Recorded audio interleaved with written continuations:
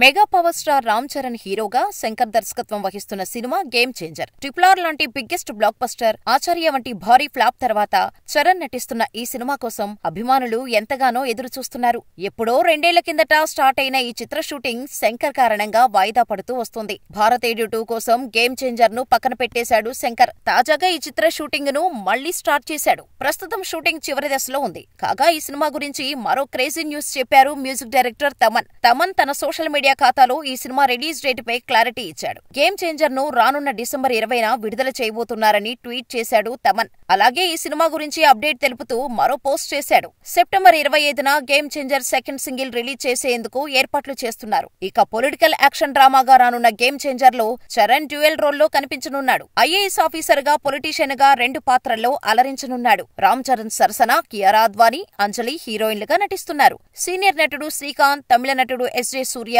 నవీన్ చంద్ర తదితరులు కీలక పాత్రలు పోషించారు. మరి క్రిస్మస్ బరిలో దిగుతున్న గేమ్ చేంజర్ ఎన్ని రికార్డులను కొల్లగొడుతుందో చూడాలి.